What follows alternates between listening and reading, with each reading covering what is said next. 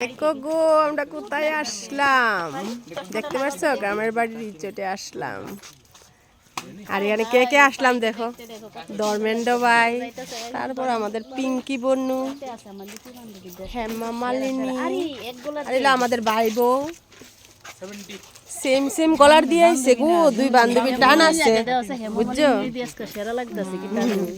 তো চলো দেখি একটু ঘুরতে যাই।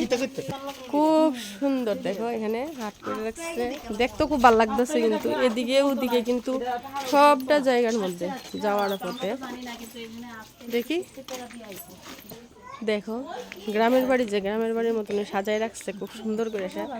এদিকে চতুর্থ দিক ছিলাম, খুবই সুন্দর লাগতেছে বাড়ির ভিতরটা, দেখতে পাচ্ছ? ও মা গুড়িয়া রানী, ওই যে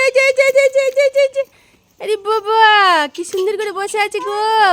এটা কি হাঁস? হাঁসটা ডাকো ডাকো, হাঁসটা ডাকো, আয় আয়।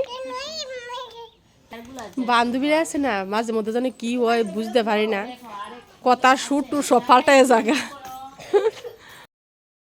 আর এদিকে দেখো কাহাবাতি যা কিন্তু বইয়া গেছে ঝুলানো, যেমন বাচ্চার মতন। আই সর্বনাশ রে সারছে। এদিকে দেখো এখানে কিন্তু দেখো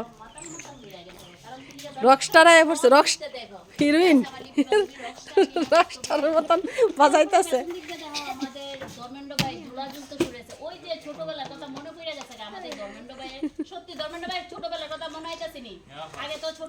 আর দেখছো চিকনি চামিলি কত যে কথা কইতে পারে।